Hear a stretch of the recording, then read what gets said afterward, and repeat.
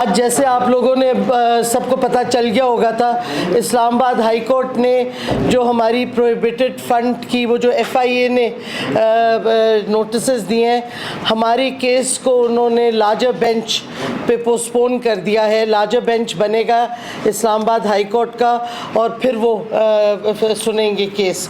لیکن جو میں باتیں آپ کے سامنے رکھنا چاہتی ہوں کہ بار بار واضح ہوتا جا رہا ہے کہ الیکشن کمیشن اور خاص طور پہ چیف الیکشن کمشنر بائسڈ ہیں اور قانون کے دائرے کے باہر فیصلے دے رہے ہیں. اب فار ایگزامپل ایف آئی اے نے جو خط بھیجا ہے پی ٹی آئی کے چیئرمین کو اور پی ٹی آئی کو کہ آپ اپنے 1996 سے 2022 تک سارے اکاؤنٹس پیش کریں. بھئی کس وجہ سے؟ الیکشن کمیشن نے خود جس پیریڈ کی اسکروٹنی کی ہے وہ صرف پروہیبٹڈ فنڈز کی ہے. تو ایف آئی اے کی تو ویسے بھی جورسڈکشن نہیں بنتی. اور میں آپ کو یہ واضح کر دوں کہ ایف آئی اے کسی فورن یا پروہیبٹڈ فنڈ کی انویسٹیگیشن نہیں کر سکتا ایکسیپٹ اگر کوئی ڈونر کمپلین کرے ایف آئی اے کو کہ جی ہم نے پیسے اس لیے دیے تھے پارٹی کو اور پارٹی نے کسی اور کام کے لیے وہ استعمال کیے. اس کے علاوہ ایف آئی اے کی جورسڈکشن بالکل نہیں بنتی. تو یہ ایف آئی اے کی پروسیڈنگز قانون کے خلاف ہیں، ان کی جورسڈکشن نہیں ہے. یہ میں کلیریفائی کر دوں. دوسری اب آئیں ای سی پی کی حرکتوں پہ. 2017 اکتوبر میں اظہر طارق صاحب نے الیکشن کمیشن کو ایک اوپن لیٹر لکھا تھا جس میں کہا تھا کہ ساری پولیٹیکل پارٹیز کی فنڈنگ آپ اکٹھے انویسٹیگیٹ کریں. کچھ نہیں ہوا. پھر سپریم کورٹ کا ایک فیصلہ آیا حنیف عباسی کیس کا 2017 میں وہ فیصلہ آیا اور وہ فیصلہ میں صرف اس کا ایک پیرا پڑھ دوں گی. وہ آپ کنکلوڈ جو ان کی ڈیسیژن تھی کیونکہ یہ بہت امپورٹنٹ ہے اور میں کوٹ کر رہی ہوں.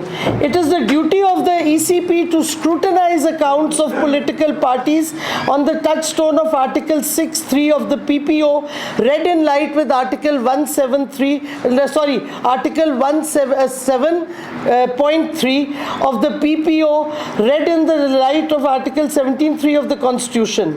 In this behalf the ECP must act transparently, fairly and justly without discrimination among different political parties.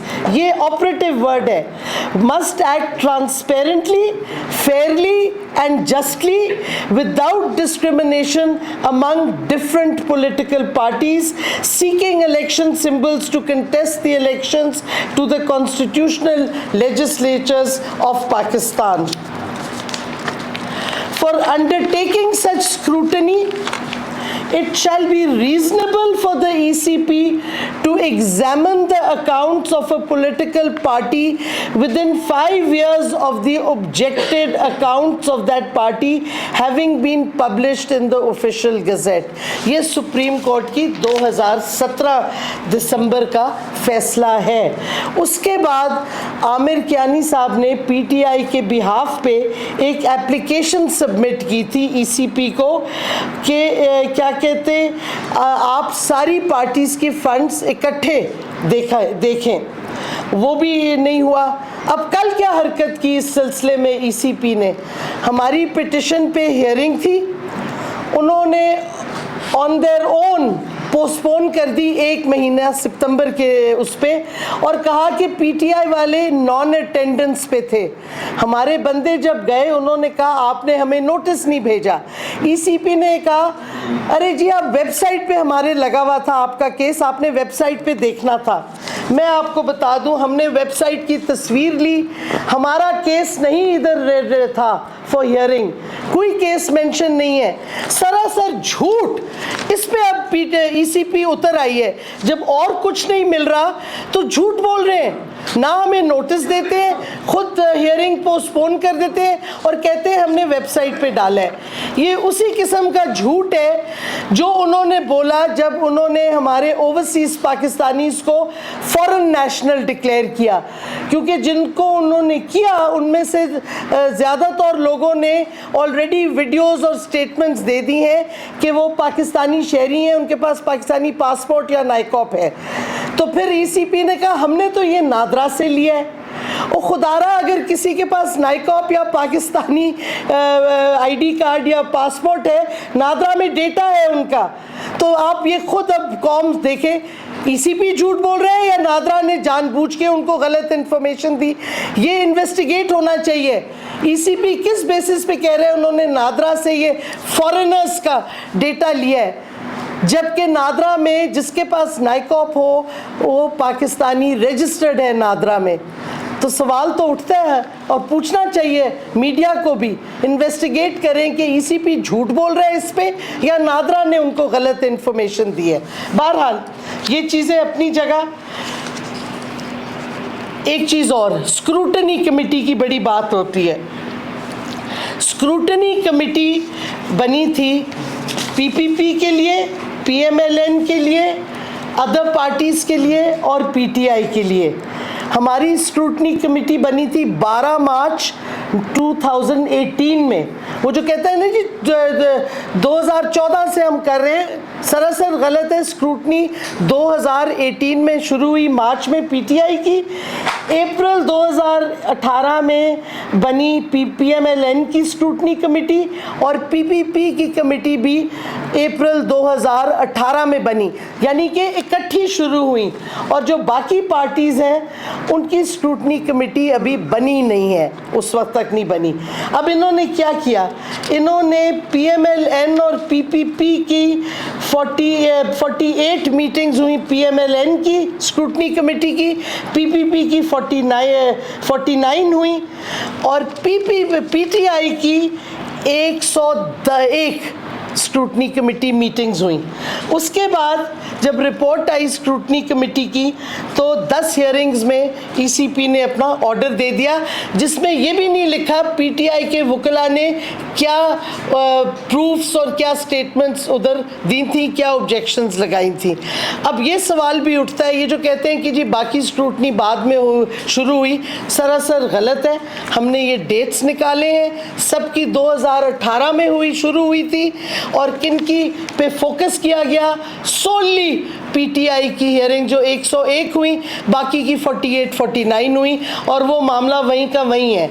और ये कॉन्ट्रवेंशन है, ये इस्लामाबाद हाई कोर्ट के फैसले के डिसीजन के ख़िलाफ़ है, जो 2022 में अभी आया था इस्लामाबाद का हाई कोर्ट का फैसला, जिसमें क्लियरली लिखा हुआ था कि आप सारी पार्टीज़ का करेंगे और 30 डेज़ में आप पीटीआई के जो ऑब्जेक्शंस हैं कि सिर्फ आप उनका कर रहे हैं वो आप क्लियर करेंगे। ना उन्होंने वो क्लियर की, आखिरी हिस्सा है इस्लामाबाद हाई कोर्ट का डिसीजन का। ईसीपी समझती है, और ये जो इम्पोर्टेड हुकूमत है, कि लोग भूल जाएंगे ये फैक्ट्स।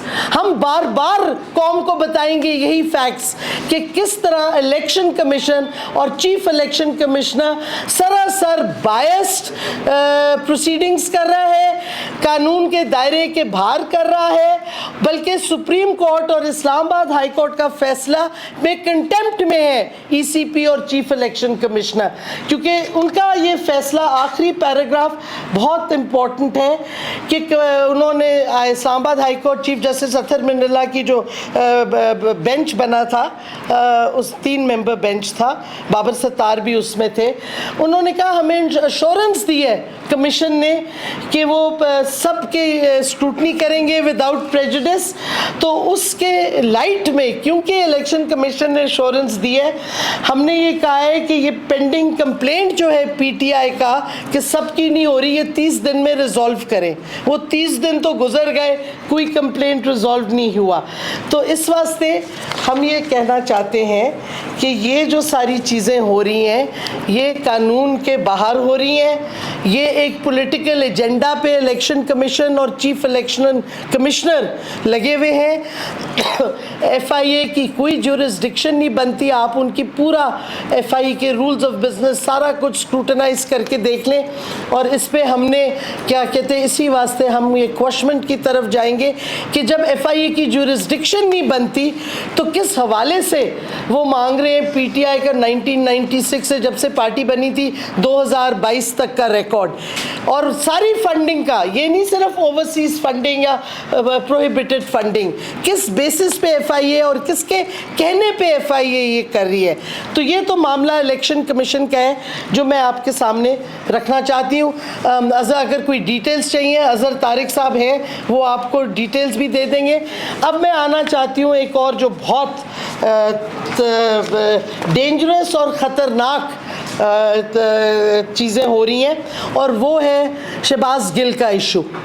دیکھیں, شہباز گل نے ایک سٹیٹمنٹ دی, اور بائی دی وے انہوں نے وہ جو فون کا شوشہ چھوڑا ہوا ہے اس امپورٹڈ حکومت یا نیوٹرلز یا جو بھی پیچھے ہیں کہ جی فون چاہیے, اس کا فون چاہیے, جو اس نے ریمارکس دیے ہیں وہ تو اس نے لینڈ لائن پہ دیے ہیں ARY کو.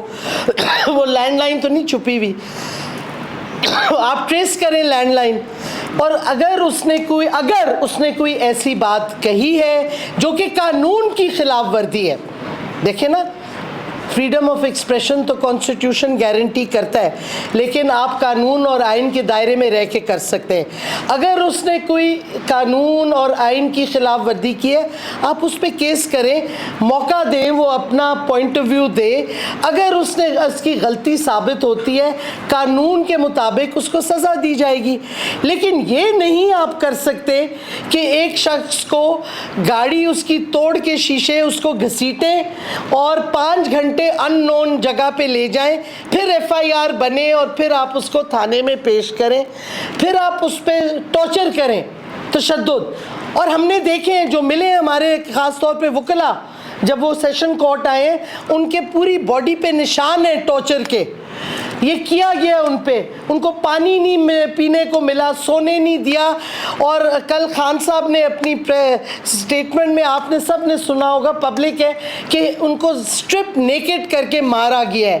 یہ ابو غریب کر رہے ہیں جو امریکنوں نے, فورن حکومت نے عراقیوں کے ساتھ کیا تھا, اور برطانوی حکومت نے ابو غریب پریزن میں عراق میں.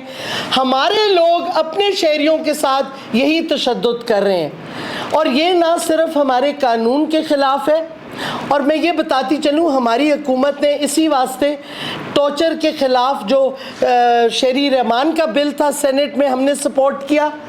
آپ ان سے بے شک پوچھ لیں, آج بھی ریکارڈ پہ ہے. ہمارا اپنی حکومتی بل بھی گیا انٹیریئر کمیٹی میں, اس پہ اسکروٹنائز ہو کے اس نے لے ہونا تھا کہ حکومت ہٹ گئی, کیونکہ پاکستان نے سائن کیا ہوا ہے انٹرنیشنل کنونشن اگینسٹ ٹارچر. ہمارا یہ انٹرنیشنل فرض بھی بنتا ہے کہ ہم ٹارچر مت کریں کسی کو, اور قانون, ہمارے اپنے قانون اور آئین کے بھی خلاف ہے, جدھر سیکیورٹی اور سیفٹی ہر شہری کی گارنٹیڈ ہے.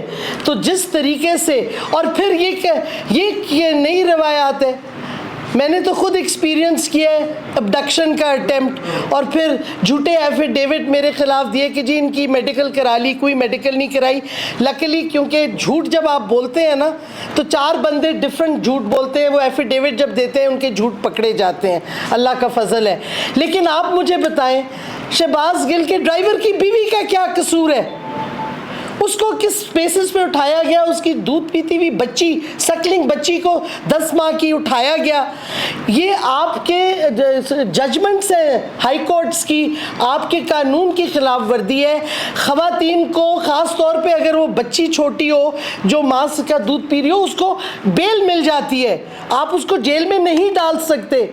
تو رانا ثنا پاگل ہو گئے ہیں, اتنے خوف زدہ ہو گئے ہیں PTI سے کہ اب PTI کے لوگوں کے گھروں میں جو ملازم ہیں ان کی بیویوں کو اٹھائیں گے, ملازموں کو اٹھائیں گے. یہ کون سا قانون ہے؟ یہ کون سی جمہوریت ہے؟ یہ پیور فیشزم اب ہو رہی ہے اس ملک میں.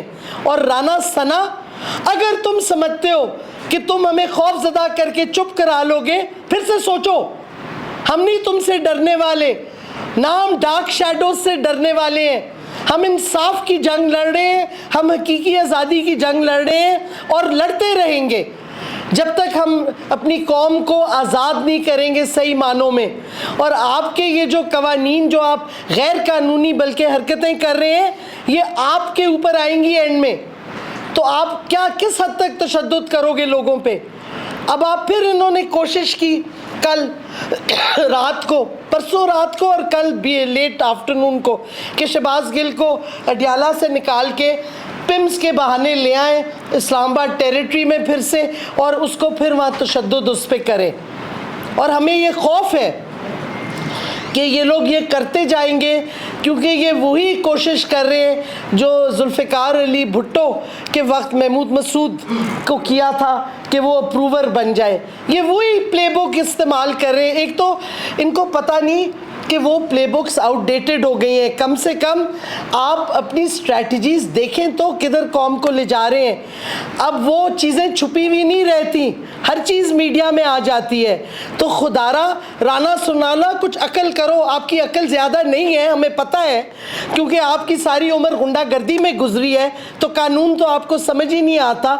لیکن کچھ کوشش کر لو سمجھنے کی, اس سے پہلے کہ اور زیادہ پاکستان میں گڑبڑ آپ کرو, اور زیادہ آپ کیا کہتے ہیں پولیٹیکل انسٹیبلٹی اور انسیکیورٹی کرو. اور معیشت کی تو میں بات نہیں کروں گی, میں اکانومی پہ ایکسپرٹ نہیں ہوں, لیکن قوم کو آج ایک اور پیٹرول بم مل گیا ہے. اور پھر وہ رو رہی ہیں مریم جھوٹی کہ میں تو اس سے ہم نہیں مانتے اور میرا باپ ڈیڈی نہیں مانتا.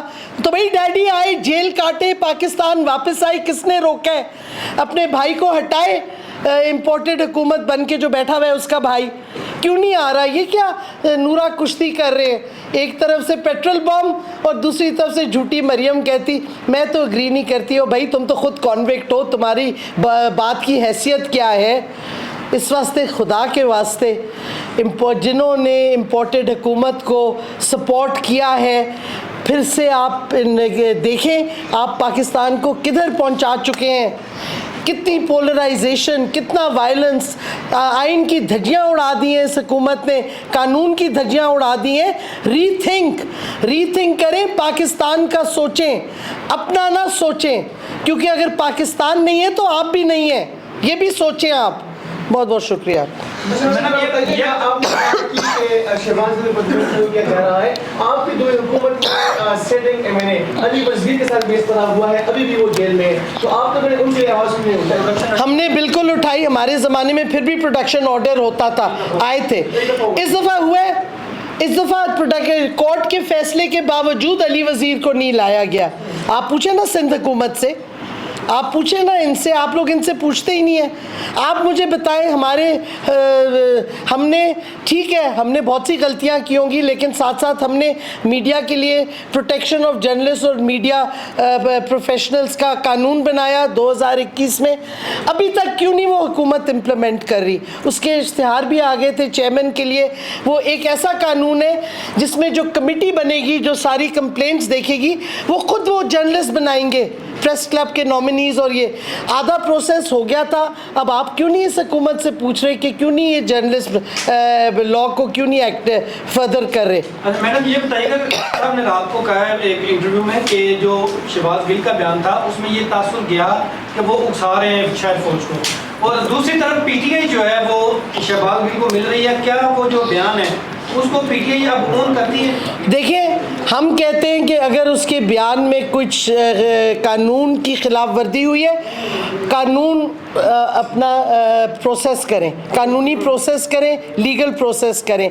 اور ہم یہ بھی ساتھ ساتھ کہہ رہے ہیں کہ اگر آپ اکیوز کر رہے ہیں کہ اس نے اکسانے کی کوشش کی یا کچھ, تو خدارہ جنہوں نے اوپن سٹیٹمنٹس دیے ہیں, میں کتنے کیا کہتے ہیں, خواجہ آصف جس کو آپ نے ڈیفنس منسٹر بنایا ہے, اس کی سٹیٹمنٹس تو پڑھیں فوج کے خلاف.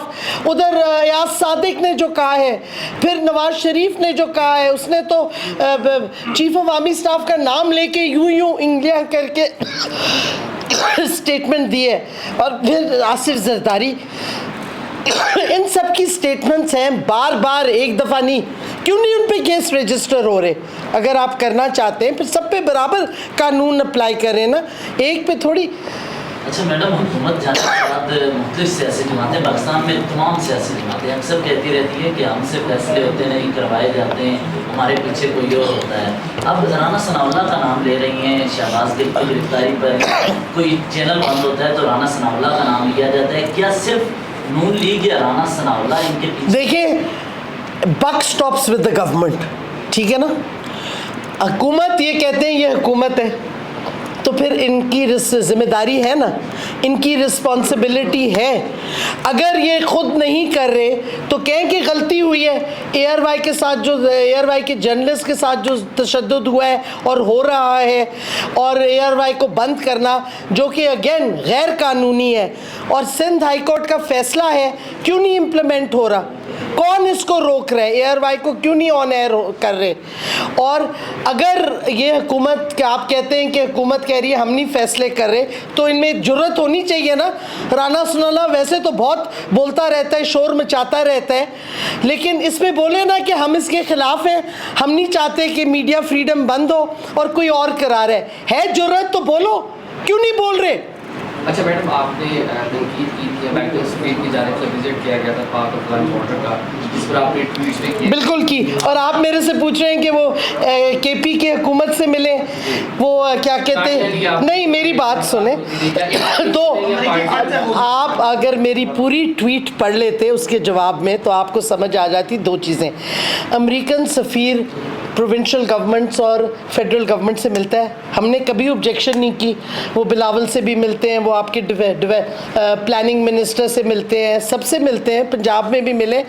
These are the country to country cooperative frameworks ہیں سوشیو اکنامک، اس میں سب ملتے ہیں. ہمارے سفیر جا کے ملتے ہیں ان کے منسٹرز وغیرہ کو. وہاں یہ بات اور ہے کہ ان کا ہمارا سفیر پریزیڈنٹ کو نہیں مل سکتا، اور ادھر ایک امریکہ کا سفیر اوپر تک جا کے جس سے ملنا چاہے فوری طور پہ مل سکتے ہیں، یہ ایک اور بات ہے.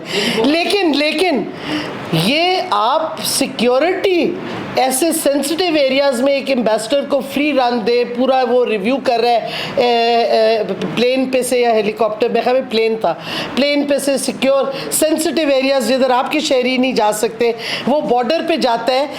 کس اگریمنٹ کے تحت؟ میں نے تو سوال اٹھایا ہے کہ آپ نے کوئی سیکیورٹی اگریمنٹ کی ہے امریکہ کے ساتھ کہ آپ ان کو ایکسیس دیں گے بارڈر کا؟ کس اگریمنٹ کے تحت آپ اس کو اس قسم کا ایکسیس دے رہے ہیں جو نہیں ملتا؟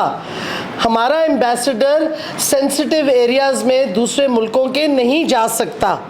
تو اس واسطے یہ سوال تھا. There is a difference and I stand by that.